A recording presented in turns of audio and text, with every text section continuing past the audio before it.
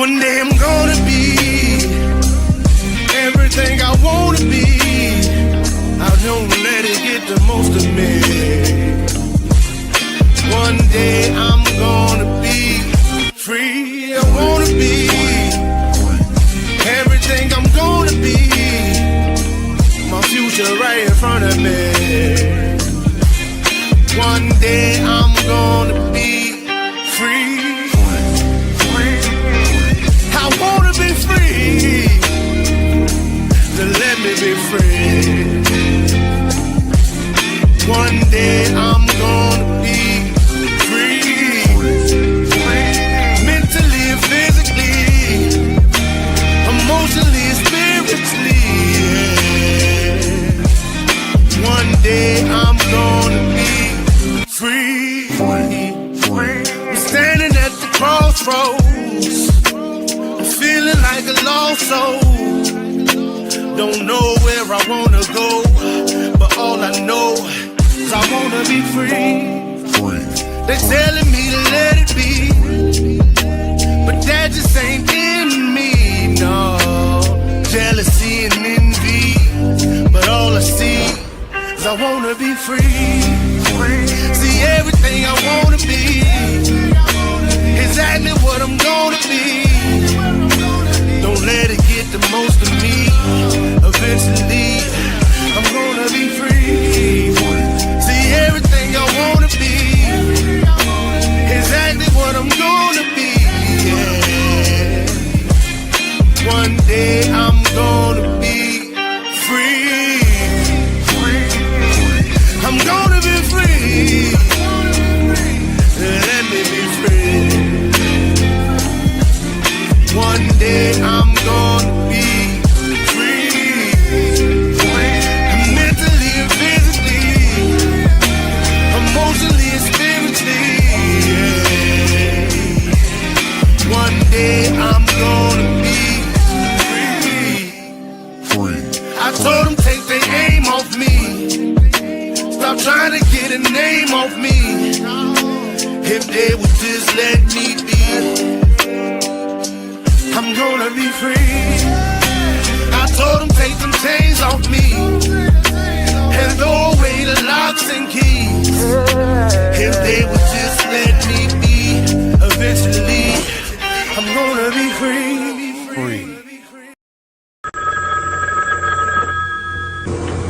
They're back.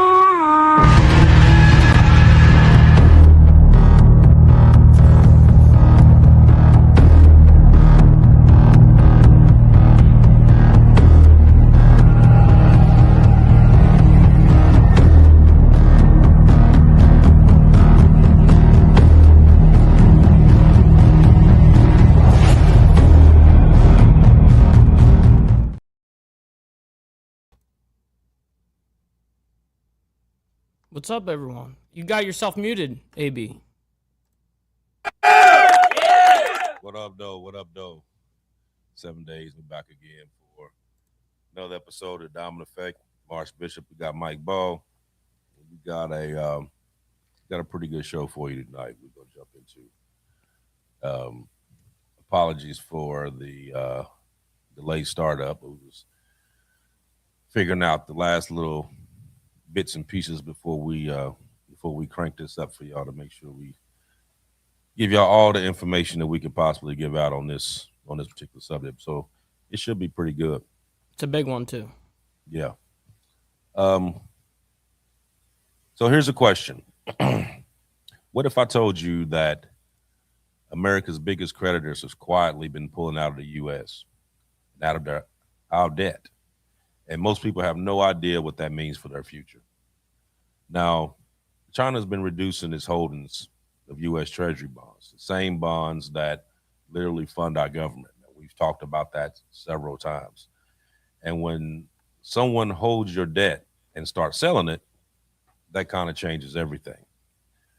Now, China's been quietly reducing its holdings of the U.S. Treasury bonds. Been doing it for probably about a year and a half now that we've noticed in large sums that they've been selling back. And that move could reshape this whole global financial system. Now, for decades, America's rallied on foreign buyers to fund that debt. And China is one of the biggest ones. But now the relationship is changing, dealing with BRICS, SWIFT, CHIP, a lot of other things that's going on right now. And that ripple effect hits interest rates, inflation, gold, and the future of the US dollar. So in this episode tonight, we're going to break down a couple things: how the US debt system really works, why China became America's biggest creditor, why China is now selling US Treasury, the hidden role of Basel III in gold, which a lot of you probably have no idea what Basel III is, but we're going to jump into it, whether the dollar is losing its global dominance, and what it means for your money, your debt, and your future. This isn't fear bait. This isn't fear mongering. This is understanding the real power shifts that's happening quietly behind the scenes. So this is what we're going to talk about tonight. Now, before we go into what's going on right now, probably need to touch back on a little bit of the history of this, so that way you can kind of understand the whole thing of this. So, and we kind of want to hit on how China became the biggest holder of U.S. Treasuries in the first place. So after China's trade boom back in the early 2000s, massive American imports meant that China accumulated dollars from exported profits. And to keep its currency competitive and resilient throughout these years, China began buying U.S. Treasury bonds, essentially lending money back to the U.S. government. And that helped in a couple ways. It absorbed the U.S. dollar inflows. It kept the yuan from appreciating too fast. And it provided liquidation and safety for the reserves. The platform continued for years, and China's reserves basically soared after that. But China's holdings peaked around 2013 at about 1.32 trillion. But since then, it's gradually been reducing its U.S. Treasury bonds. And by late 25, the holdings fell down between 688 to 730 billion. Damn. And how many trillion was it originally, you said? It was 1.32 trillion. Right. Wow. That was in 13. Now at the end of 25, it had dropped down to 688, between 688 to 730 billion. And it Which is crazy because bonds are usually 10% per year, or what, 5%, 7% each year or whatever. So for there to be any reduction is a big deal. Right. And it hadn't been that low since right around 2008, 2009. Now, the question you may ask is that why does this matter? Okay, because China was once the largest foreign holder of U.S. debt. Now it's behind Japan and the U.K., which is a major power shift, how China manages these reserves. But the question is, why are they selling? And the answer to that would be what you call, let me see, what would be the name? I would say more like a strategic diversification, because China wants to influence the reliance of the U.S. in these treasuries to avoid being exposed to the rival currency and the whole political leverage part of it. But the geopolitical tariffs, sanctions, raise concern that the U.S. assets could be frozen in a crisis. And that makes Beijing trying to observe this in a different light. So China's putting more money into things like European government bonds, U.S. agency bonds that's similar to credit but has higher yields, and also gold and other assets such as silver, platinum, Right. By proxy. Yep. Hmm. And this all affects the risk and yield strategy, but it's not like an imminent attack. They're slowly putting it back. And the reason why they're slowly doing it is because if they do it all in like one big lump sum, yes, it would affect us, but it also crash them. Right. That's what most people are not connecting, that they don't necessarily want to do that to us because that would crash them too. Right, right. Right. So they're gradually doing it. So when China or any one of these big countries start reducing those treasury holdings, your bond prices fall, your interest rates rise, and your borrowing costs here in the U.S. is going to increase. But it's just part of how that global capital flows, that back and forth.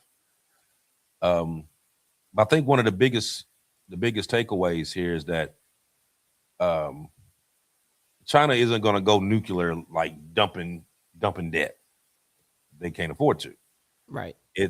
They're like strategically reallocating those reserves to kind of slow. It's like a slow, deliberate thing, and then watch the market and see how the market fluctuates behind what they're doing. It seems like they're dumping bonds and kind of gravitating more towards the metals, gold, silver, around the world, not just China. But China is a leader in all of that, of course. Right, right. You notice just the other day they put a band, a silver band in China, where they're not letting any silver leave China. Yes, I heard about that. And That's they've a big also deal. right, it is. It's a huge deal, because not only did they do that, but they've also been talking to Mexico, because Mexico has one of the biggest steel reserves in the world, trying to get them to do the same thing. Really? Because I didn't even know that. because if that happens, then you really putting a crunch on everybody, because that's where a lot of these, just about everybody, was getting silver from Mexico. You put a halt on that, now you got to squeeze. You basically hoarding what you have and trying to rack up as much as you can get from all these other places, which Wow. once again jacks those prices up, just like we've been seeing silver prices and gold prices been spiking, for weeks now. Well, we're going to get some from Venezuela. We're going to get some from Greenland. So we'll be all right. No, I'm just fucking Yeah, around. so they say.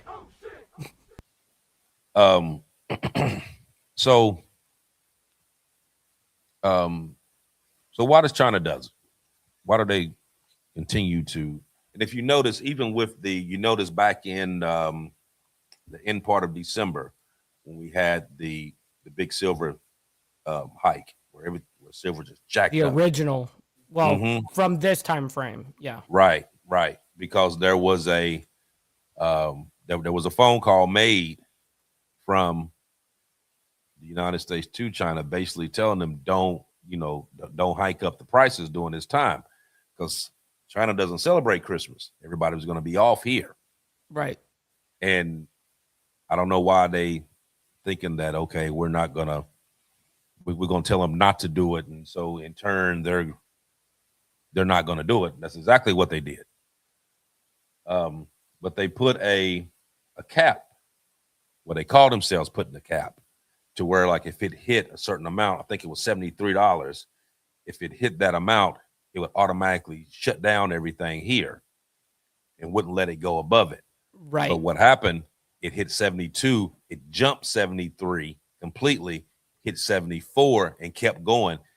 It didn't jumped work completely over the cap. Right. Yeah, this has happened now, where they keep doing these corrections and all these shutdowns, and whether Comex shut whatever, and it's just amazing watching the resilience right now in this current time, how silver is being treated, and gold, of course, but silver especially. They keep trying to do these corrections, and it keeps flattening out, kind of going down a little bit, and then it just spikes up, and these guys can't handle it. They just can't at this point. Exactly. Now part of China's reserve involves supporting the yuan as a global settlement currency, which they've Right. been trying to do, and reducing their dependence on the dollar. And that trend, known as that's where the whole de-dollarization term came from, it's been ongoing globally and not just in China.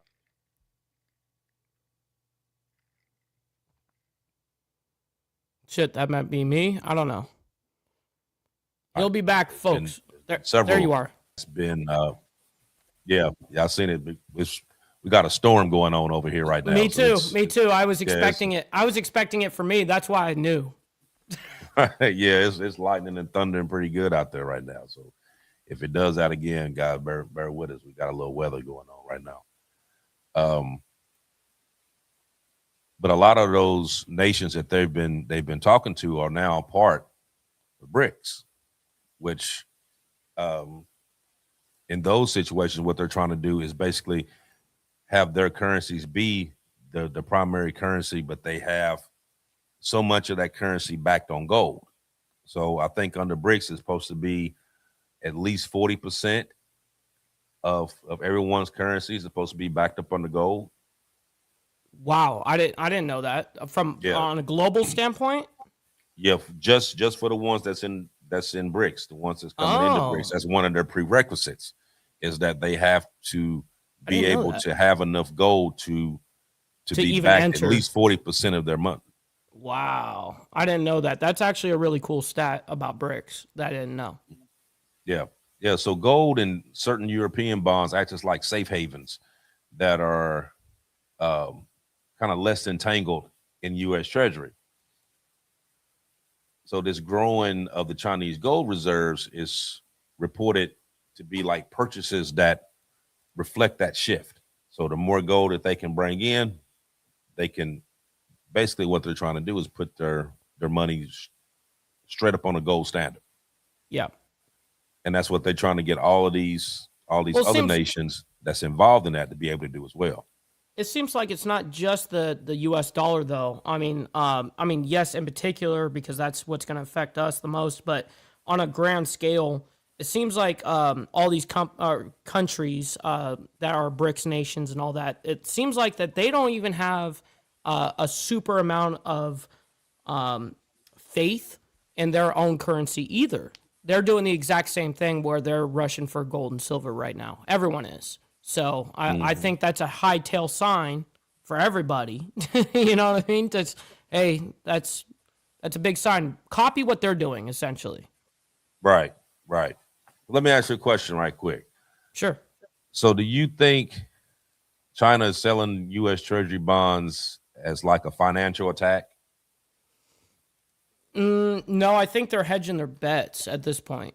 I think that they're looking at well, if you add up not just what the U.S. dollar is, but then you add up tariffs, you add up sanctions.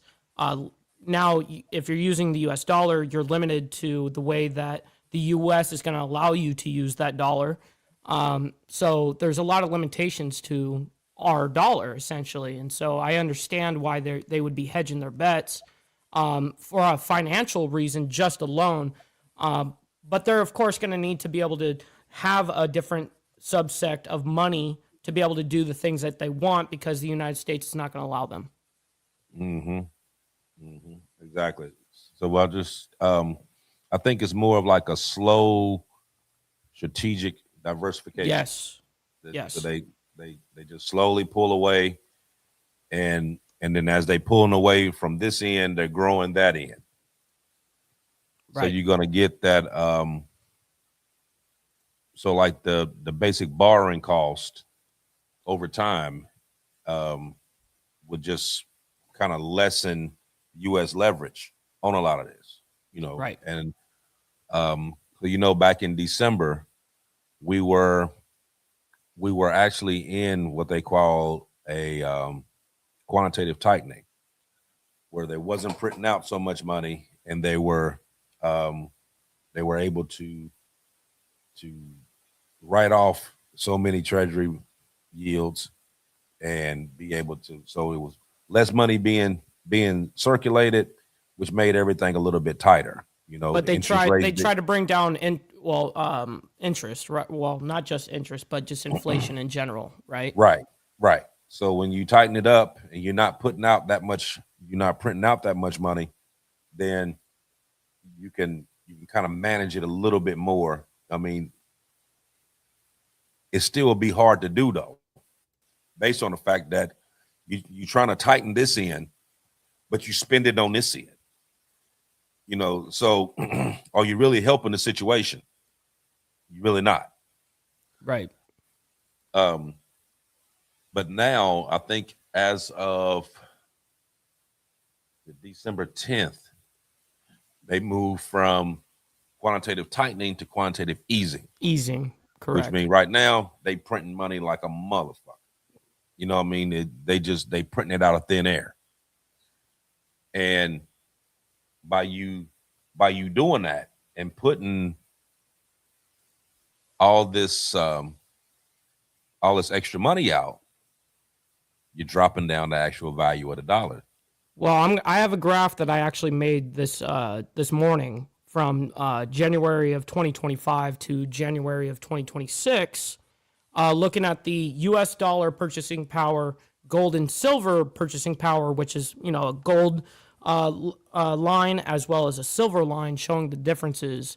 And here it is. Check it out. I'll bring down the banner real quick. As you guys can see, the blue line is the U.S. dollar, which is going down. It was reset. Everything reset at 0%. As you guys can see at the top there, baseline equals 0%. And the U.S. dollar is going down below zero, as you guys can see. And look at the purchasing power of gold, which is the gold line, and then silver, which is the green line. That's just telling you guys right there exactly the numbers that you guys should all be paying attention to at this point. Mm-hmm. Now, when we go, let me ask you this before we go any further. Sure. Because I'm gonna jump over into this Basel III. So if China sells U.S. debt, why doesn't the U.S. just buy it back? Well, off the top of my head, just off of what I will answer on that is that they can just print unlimited money. Why would they buy anything back? Close, because you're actually about halfway there. Okay. Halfway there. Right on. So the U.S. buys a massive amount of its own debt through the Federal Reserve. Mm-hmm. And the problem with doing that is that means that you have to print more money, which can automatically fuel inflation. Damn, so that's like a double whammy. Right. So you're going to fuel inflation and you're going to weaken the dollar by doing that. So the foreign buyers help keeps that borrowing cheaper. So when they step back a little bit, the cost eventually shows up in higher interest rates, basically for everybody. But that keeps the inflation down, and it keeps the dollar from weakening more if you get them to buy it instead of you having to turn around and buy it back. Which you're admitting that you lost that kind of situation, that position, which is not a good. I understand. Right. So like a couple of weeks ago when you had the thing dealing with the silver, there was a bank. They haven't released who that bank was that went bankrupt, but the Fed had to go and bail it out. Mm-hmm. And there was several other institutions that they had to bail out because with it jumping that cap, and they had to end up changing the margins, and then that money had to be collected within 24 hours. See, it's crazy to me that they could do any of this without labeling the organization that is taking U.S. dollars. You know what I mean? I just don't understand how we can bail these companies out. Meanwhile, we're not being transparent with what companies are being bailed out. Mm-hmm. Crazy. Right. So we're going to talk about this Basel III. And I know that when I get to talking about this, a lot of people are not going to have a clue what it is I'm talking about. So I'm going to try to simplify this as much as possible, so that way everybody can understand exactly what it is this is, even because it's actually important. Right. And something like this, Basel III, for instance, what he's about to get into, I recently just learned within the last week really what that is. So definitely an interesting thing that must be pointed out on this topic. Mm-hmm. So we're going to jump into this Basel III, and like I said, I'm going to try to break this down as easy as possible. Throw out a couple analogies or whatever so you can understand exactly what this is. So imagine the global financial system is like a neighborhood of houses. And for years, the banks allowed you to build your house using cheap materials, cheap lumber, cheap roofing materials, whatever. Thin walls, weak foundations, because everyone assumed that the weather would stay calm and you didn't need the more expensive, high price stuff. Structure. So you use 1/4 inch drywall instead of 3/4 inch or 1/2 inch. You know what I mean? You could use 10-year shingles as opposed to getting 20-year shingles, stuff like that. Okay, being able to build these houses and make them and do it cheaper. On baseline, they can't really withstand shit though, right? Right. So back in 2008, that was proved wrong because the storm hit and all those houses collapsed. So Basel III is you can say they're like the building inspectors coming back and saying, okay, from now on, you need stronger walls, you need deeper foundations, you need to use actual real wood, using 2x6s instead of 2x4s, or right, some cheap get what plywood, I'm saying. super cheap. Right. Cheap, yeah, exactly. You need to bring this up to this quality now. Right. Okay. So let's go with like your paper money, your paper access. That's like cardboard, and gold and silver are actual real reserves that are like concrete. Right. Okay. Right. Good analogy. Right. So the reason this matters now is because the inspectors, which is Basel III, they aren't just warning you, they're enforcing these rules because another storm is coming.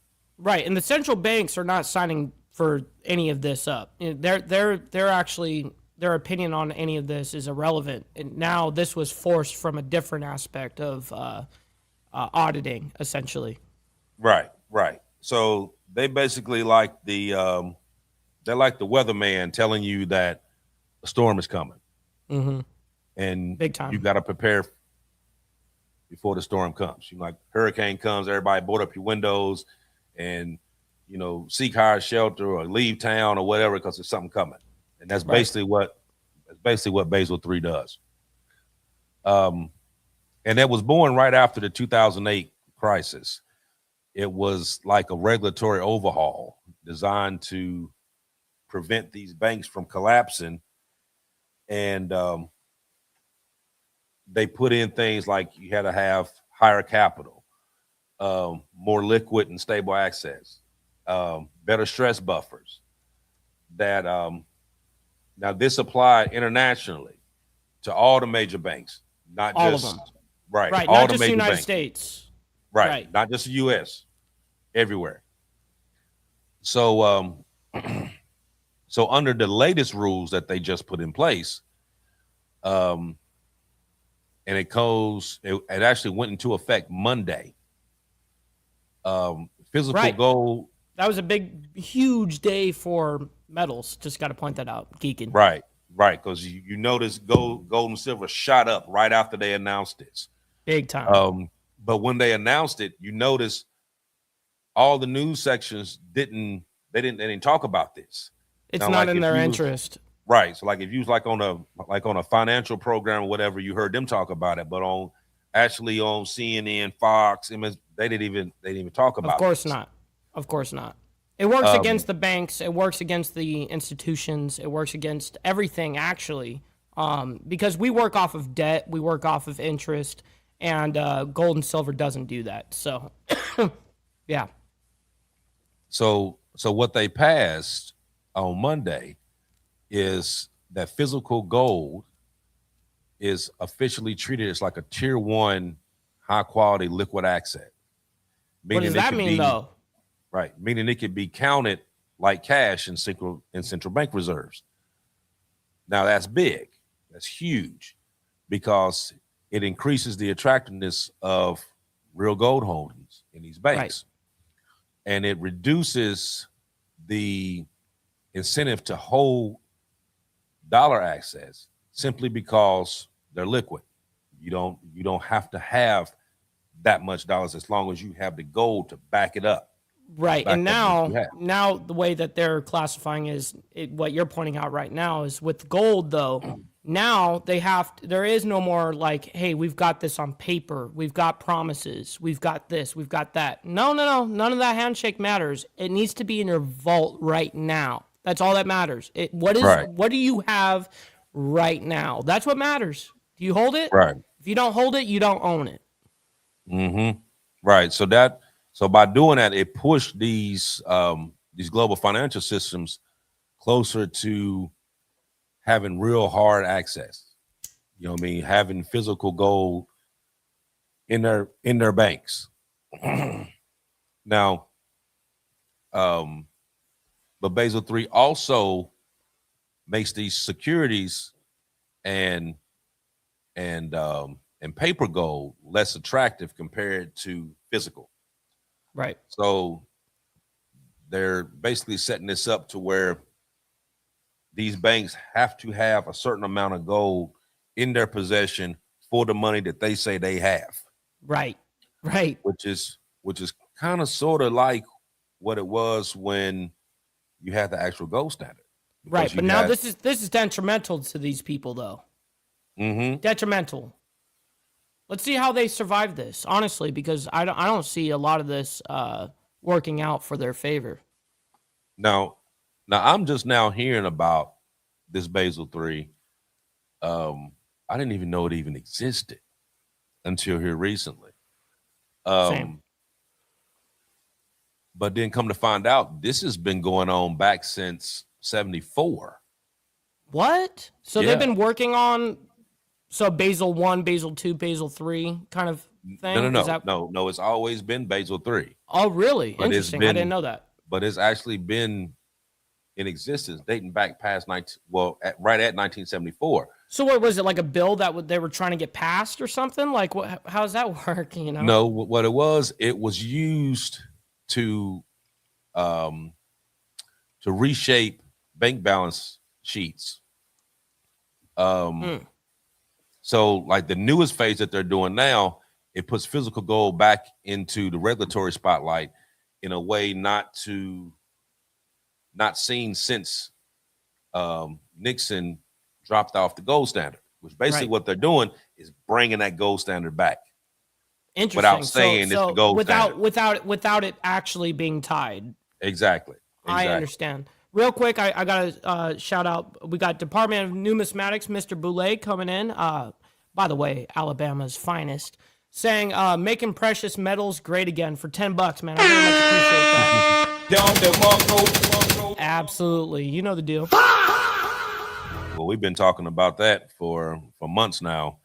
Yes, it's having what you can physically hold in your hand is gonna mean everything. Yeah, actually, the reason why I collect and stack myself now is actually because of you. You know what I mean? So I gotta tip my hat off to you for getting me involved. So I mean, someone like yourself is super. You've been watching this because the banks, all the major institute, everything in the United States, for instance, and the world hate it because they don't work off of interest and debt.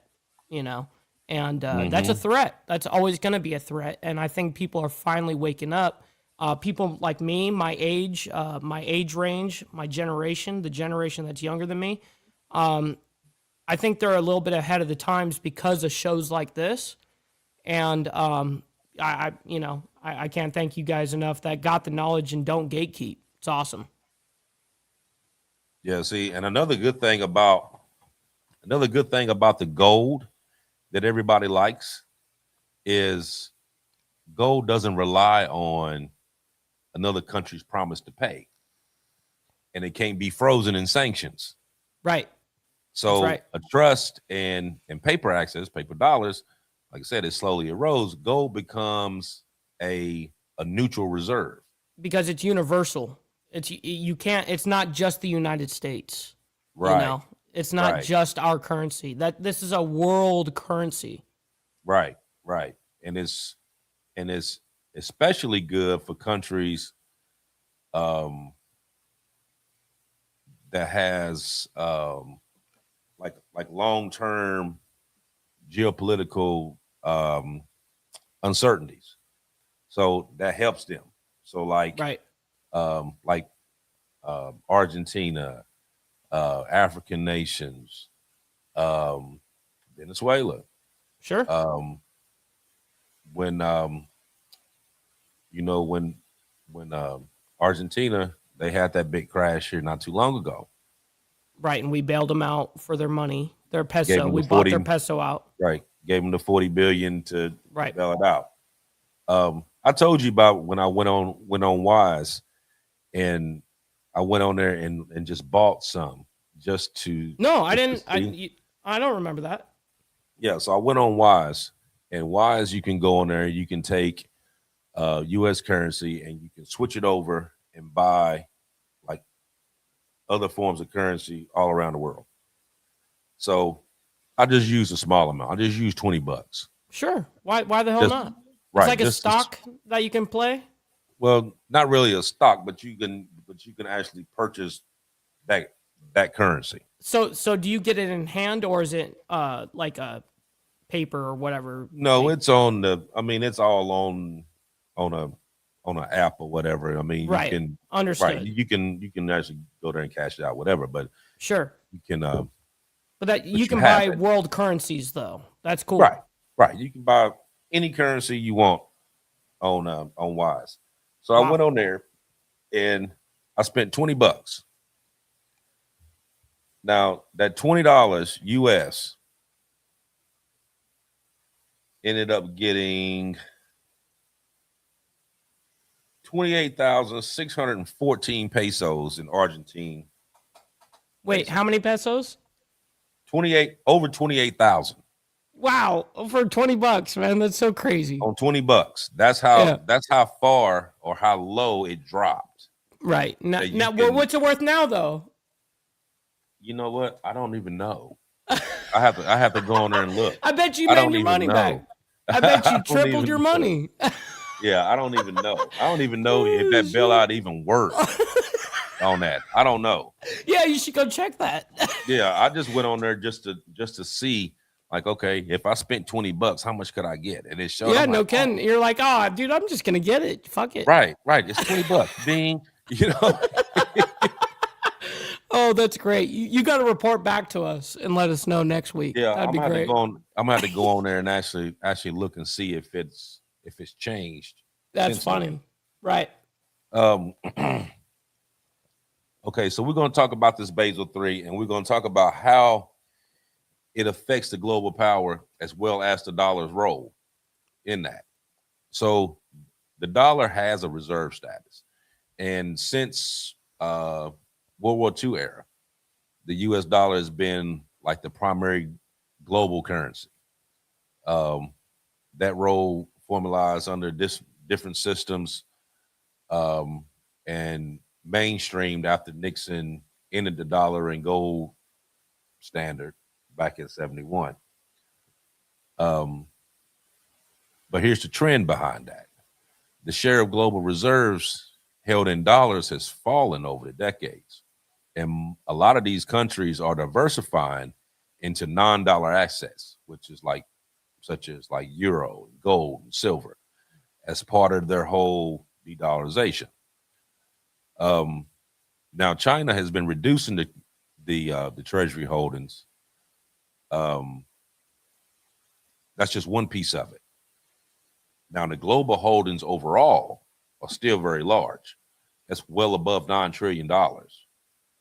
And that's with Japan and UK being like the key players Wow. of that. Right. So you have over $9 trillion in treasury bonds that's floating that all these other countries done bought. These motherfuckers ain't gonna see that shit back. Oh shit! Oh shit! So even with China selling it, it's not significantly destructive. They only held, was it 1.32, and then they dropped down Originally, right. between 688 and 730 now. But you still have, who's buying it from them? I don't understand who's buying it from them. You know, when they sell it, who's buying? you know what? That's a good question. Like, who the hell's buying this shit? That's a good question. A lot of it when they're selling it, they don't sell it to, from what I've gathered on here, they don't necessarily sell it to other countries. They sell it back to you. Oh, so you are losing out every time Right. when you buy it back, because now Right. you're accepting defeat on that position again, like I said, and you're getting the double whammy of not only does inflation go up, but yeah, that's a bad position. Exactly. So you got to print out Rough. this money over here and give them this money here to buy back the debt that they had originally bought from you. Yeah, that's that whole back and forth thing. So when you lower these treasuries, it's gonna, like I said, it's gonna push the interest rates up. Because the US has to have a higher return in order to attract those buyers to come back again to continue to buy those In the those future. treasuries. Right. Right. Mhm. Right. So that's the problem that they having now. So that's why this whole Basel III kicks in, because now it's saying, okay, rule change. Every bank around the world now, you have to have a certain amount of gold to account for the money that you have in your bank. And that's it. So you can't go in there and say we have, like Citibank says, okay, we got $700 million. Well, you got to have $700 million in gold, or you do not have 700 million. But when you flip this script overnight for these banks, and they ain't got the position they claim they got, you break the system breaks. Well, I'm sure that it's not going to be the way they have this set up. I'm pretty sure, like, the rule may have went into effect, but I'm pretty sure that they're going to give all these banks time to be able to. Well, right now the big number is February 1st. Right. That's the big number right this second. And so if by February 1st and shit's implemented, to the point that they have to have the gold that backs the money, a lot of these banks are going to break. Right. And they're going to end up merging with other banks is what they're going to end up doing. Yeah, they're going to be consumed by other ones. Right. Mm-hmm. And hopefully we don't see a ton of corporate bailout or these or government bailouts. I really hope that we don't do that, because it's going to be a waste of money. I think we should let them fucking die out. Oh yeah, absolutely. It's I think with Basel, it basically, to make a long story short, it basically forces these banks to hold these gold assets. You know what I mean? Which technically just kind of just brings it right back into the gold standard without them actually saying we're going back to the gold standard. But it's making it global, not just in the US, not just in China. It's going to make it everywhere. So to make sure that these banks can actually survive that. You're gonna have a couple of different things going on. You're gonna have some liquidity freezes. You're gonna have some sanctions. You're gonna have crashes. But this could also lead to a war over Oh, gold. very easily, super easily. So I figured I'm glad. between I'm actually glad that you brought that up because that's something that I guess maybe I didn't think right away, but you're 100% right. yeah, because a lot of these countries are not gonna have that stockpile like that. Right. And that's kind of where a big bank take little bank. Remember I used and that's gonna be their way of doing it. You know what I mean? You got all these smaller ones right here, and you got these big ones, and they're gonna just start swallowing up the small ones until you only have a couple major banks that's basically gonna run everything. So you cut out all the small ones, all the little small mom and pops and all that. I mean, you're gonna cut all those little small banks out. The little banks that just in your town, but you don't see them nowhere else. You know what I mean? They're gonna wipe those out. Um, the but since it was going on back in '74, um, I When guess we got probably off the gold standard, right? right. But it was like they had it set up then, Wow. but it wasn't fully implemented everywhere until now. Right. And I wonder where that change happened and who decided like how that was going to all of a sudden be pushed and implemented like that. Good question. I'm Good I'm question. these I mean this is what we see, this is exactly why we do what we do, chat. Like no joke. This is what we do. We mean AB and all of us that are interested in digging for the truth. This is what we do. We ask questions, man. And this is how we figure it out. And this is how we bring up these shows by doing a whole bunch of research because this shit is fascinating. Now, let me answer. Well, I probably can shed a little light on this. On um, so I'll answer. So the question I'm gonna ask is actually not really a question. It will be more or less like why this affects U.S. Treasury without actually banning them. Okay, and so Basel III does not um, say that the Treasury are actually unsafe, but it does change the incentives of the Treasuries. Yes, the So, incentives like used I to be said, they higher. have to. These banks now have to hold. Right, right. So, like for instance, these banks got to hold more capital against the securities. Um, they're less eager to kind of warehouse those long term bonds, just sit there and hold them. You know what I mean? They're more apt to getting them out. You know what I mean? Yeah, And they're more willing. not They're just more sitting on willing them. to sell them. Yeah, they're not willing to And hold them for 100 years. Yeah. exactly.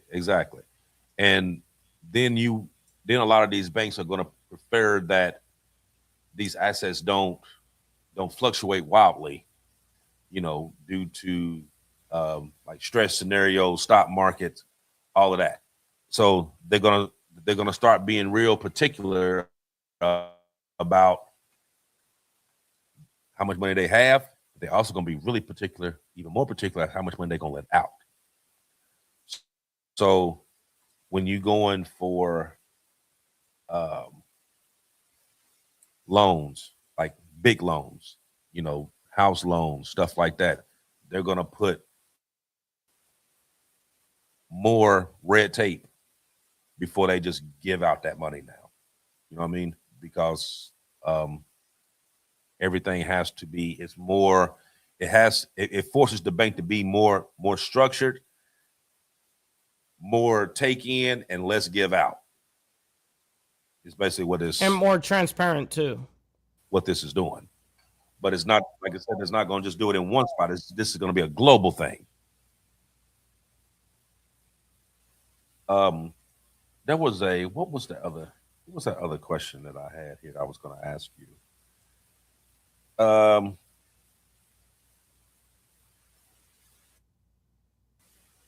here you go. So the question I was going to ask you before I end up talking right by it.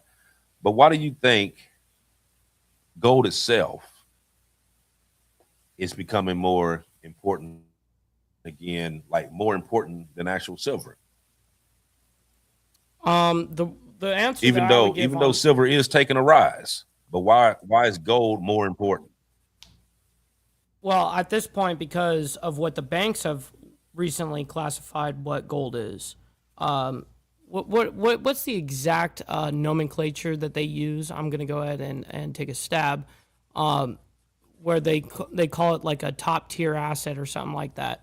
And so when they call it a top tier asset, I think that's Correct. where the classification is going to go ahead and change.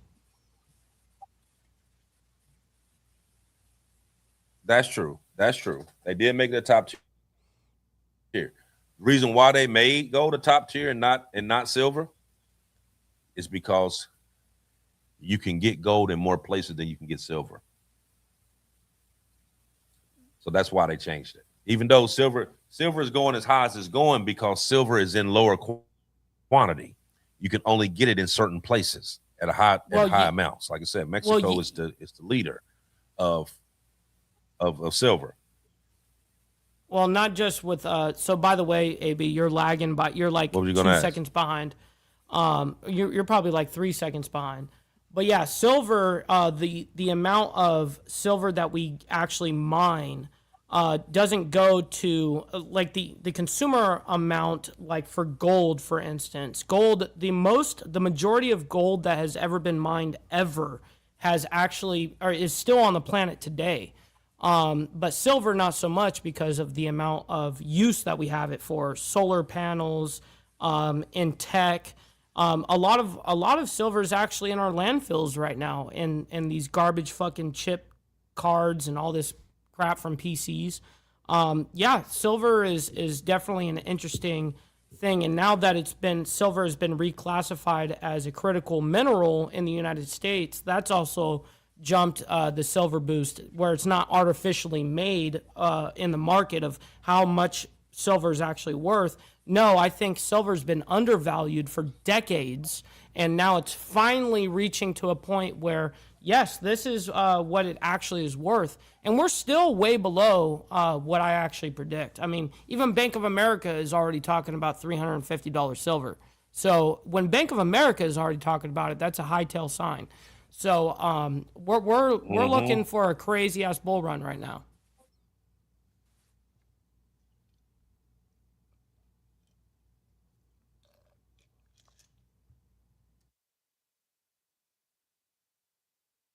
Shit, we're lagging. AB, you may want to leave the studio and come back. You may want to, because your internet's like out.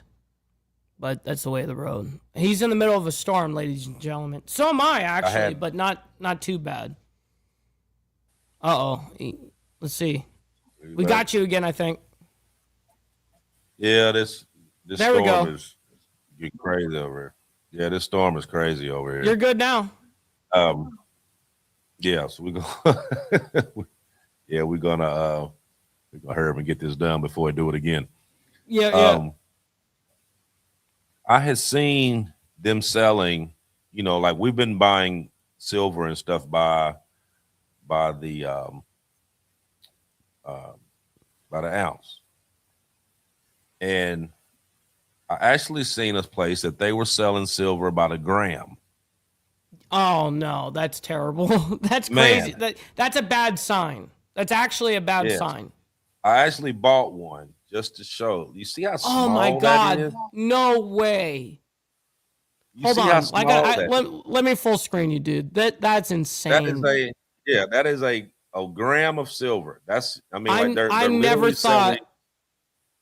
They're I never literally thought selling we'd see silver the by the day. gram. I Right. can't believe that shit. That's wild. Now, um, if you break this What down by the gram, you what's use the it. I mean, what's the premium on that shit? it's not, here's the thing. It's not really much by the gram, right? Just a few bucks. Wow. But I've seen on different sites that they were selling grams of silver for like $19 and $20 a gram. And people were buying it at 19, 20 bucks a gram. When technically this gram of silver is only worth probably about $3. Yes. Yes. Hmm. You know, but A troy ounce is a lot more than right. what people think it is. But here's the thing. People aren't actually sitting there like, okay, how many grams to an ounce? Okay. 31.2, 31.1 in a Right. troy ounce. So if you do your math, then you know, like, hey, y'all getting me. That's not how Yes. much this is worth. They So don't realize that. I'm sure there's a lot of scams. I mean, in the beginning of this crazy market, you're going to see a lot of these asshole companies taking advantage of people because they don't know how it breaks down. Right. Right. But they're It's literally kind of going like out when the there weed buying man this. fucks you up. You know, the weed man fucks you up the very first time you buy because you don't understand how it breaks down. you Yeah, know, yeah. I seen a thing the other day. There was a it's this one site I go on. They do like police auctions and stuff like that. And Yes. they had grams of silver on there. And like people were bidding on this gram of silver. And they were bidding 35, 40 bucks. I'm like, did you read that when it said gram? Did you read did you realize Wow. what it's saying? You know what Yeah. I mean? th- that's terrible. I didn't think that silver would ever be broken down into the gram. Now, when I saw gram as gold, I understand that to an extent, but I would still, at bare minimum, buy a tenth rather than, just a gram at the bare minimum of Right. for me, at least in gold and understanding how premiums work as well. The lowest you ever want to go is a tenth. You don't want to be going lower than that. I mean, honestly, I don't go lower than a quarter. Honestly, that's what I've got. At my lowest, for just gold. But because the premiums don't make sense on the long run. Mm-hmm. Exactly. Um, we're gonna turn this down. Try to end this on time. But before we go, I wanna kind of end this with this closing. And I wrote this because I needed people to actually understand, like, don't panic, okay? Because the real danger to all this, it isn't China selling the U.S. debt. That's not the danger. The real danger is that the world is slowly building a system that no longer needs the U.S. They're slowly building it. Now, when that happens, then the rules of money, power, and survival changes with everybody if that takes place. So we see all the stuff right now where it's talking about, China dumping debt and, worries me, China dumping debt. Even if they dump the debt, there's still another 8 trillion that's out there. Will it affect you? Yes, it will affect you. It will raise prices. It will raise the interest rates. Inflation goes up a little bit. Yep. Inflation goes up. It will um, that will hurt you in a sense, but it will also bankrupt them. Yes. So they're not going to do that, but they are going to do the slow, gradual depletion, because as they deplete over here and they steady growing bricks on this side, they don't need this. And you have all these countries now that's accepting all currency instead of just the dollar as being a dominant currency.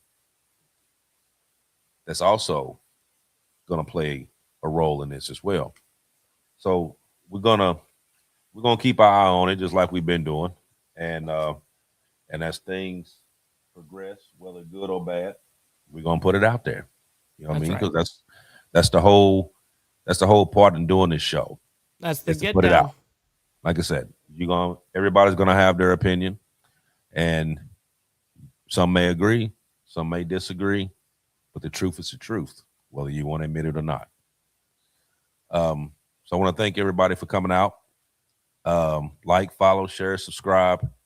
Um, Jump on the Facebook, the Dominant Effect group. We put a lot of stuff out on there. Also, hit the QR code at the top there. We do to go on the actual site. We got a lot of merchandise, a lot of good stuff on there. And if you're actually a member, it actually jumps you over into another realm of that website that you see stuff on there that you wouldn't normally be able to get your hands on. But it's a lot of good stuff on there. Before you go, hit that like button. That like button is like gold when it comes. It is. The proper algorithm gets it out to the right amount of people, and gets those views up. The more people that watches this, the more people that sees the stuff that's going on that, like I said, mainstream's not talking about, but we willing to. So that's a great thing. Also, for all you ones that's been watching forever, Rotten Dirty 1 and 2 is finally out. It's finally out on Tubi. Go on there, check it out. Pass it on to your friends, let them check it out. It's actually a pretty good movie. We've been talking about it for a while now, about it actually coming out, and they put part 2 out before they put part 1, and it was all it was complicated, right? But they finally got it together. Good. over there in Tubi land. They finally got it together, and they released part 1.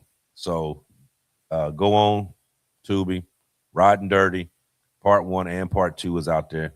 Go on there, check it out, and let us know next week what you thought, how you think the movie was. Also, the movie The Lawful Ones, the series. We did a whole thing over the weekend, and it actually went really, really well. They did their premiere for that. They showed the first 3 episodes. It's a 7-episode miniseries. They showed the first 3. It was a great time. It was a great time to be had. Actually, I got this. I got the baby the baby Grammy. Oh shit, that's awesome. Yeah, I got the baby Grammy award. You know, yeah, but it was a good time, man. Like I said, we're working on starting Born Protector next. We've been you're on the move.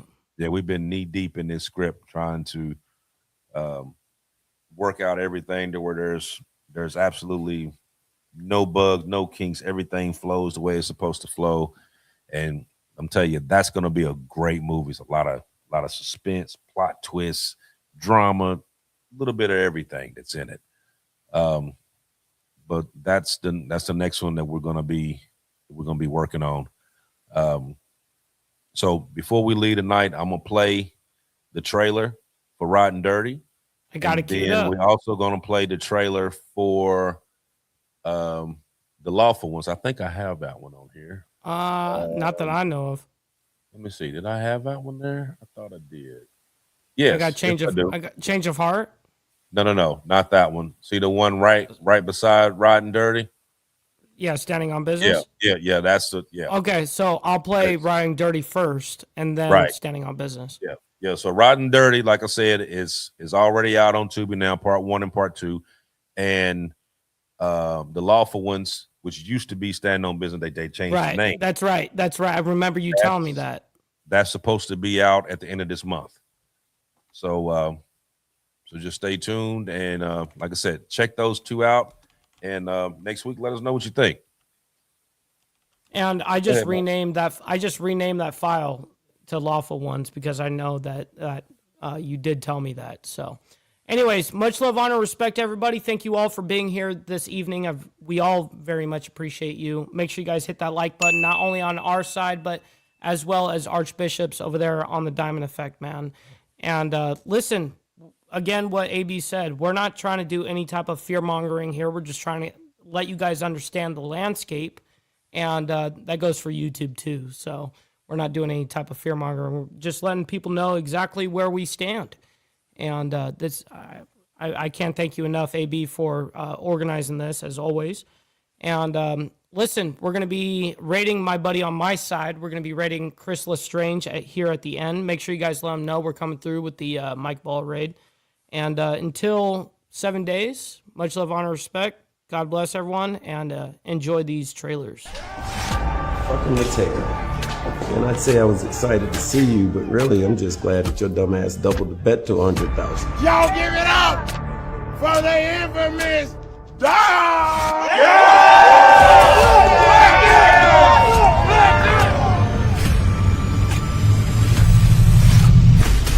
Hey man, we ready for this fight scene, man. What we doing? Sean! Two-Tone! TKO!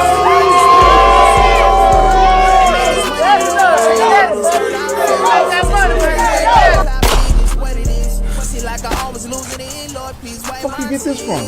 One of the TDR. After I shot him. Any sudden move this motherfucker makes, do not hesitate. Y'all talking about over here? Y'all talking about fucking each other's lives right now? Get off the fucking bike, shut the fuck up, and get on your knees. Look what we have here. A bloody knife. You got your brother at some safe house, ready for him to testify.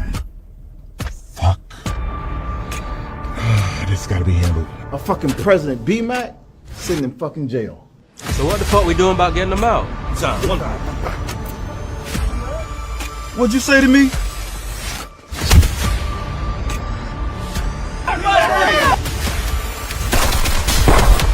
All this ends now.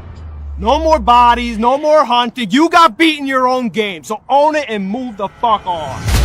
Well, one of my girlfriends told me they saw him hanging out.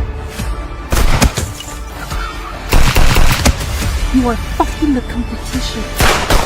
Bitch ass nigga! I did it for her. What did you do, Naya? Mom is not responding. We're moving. Hey yo, Pluto. You going brazen? I have a 3 o'clock show convention today. Sounds like he's involved in some really serious stuff. What's up? I know you got a plan. You already know. No, we good for it. Fuck! Fuck this! When B-Mac was out, this will never happen. Don't you speak on fucking club this I see T-Mac name out your fucking mouth, you understand me? I left your key right where you told me. I'm just hoping you don't let me down.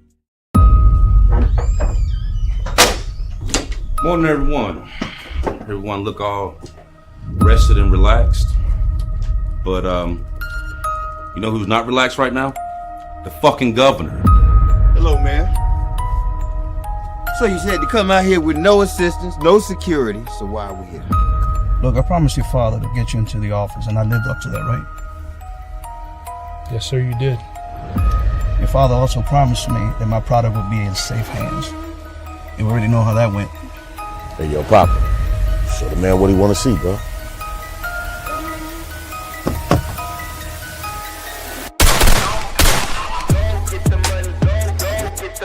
I don't think you understand what I'm saying. Get over here now! Get the fuck down! Get into the jail right now!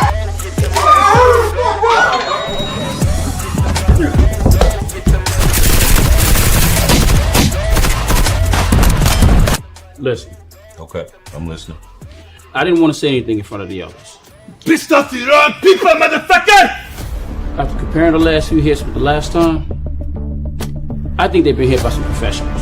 Look, I'm not here about it right now. I ain't got time for your shit this morning, Sierra. Think you couldn't wait after we talked before you did this? This is how I do it. You do realize they caught that motherfucker ran-handed, right? I don't give a fuck what you do. Good enough I came here to talk to you. Even without my rep being present, I might add. What's in the bag? Fuck out of the car, Kelly.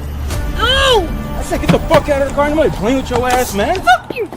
Calm down. Calm the fuck down. I don't know what's in the bag. I need to cash in on one of those favors you owe me. Sir, I've been here for 18 years. I've never seen nothing like this.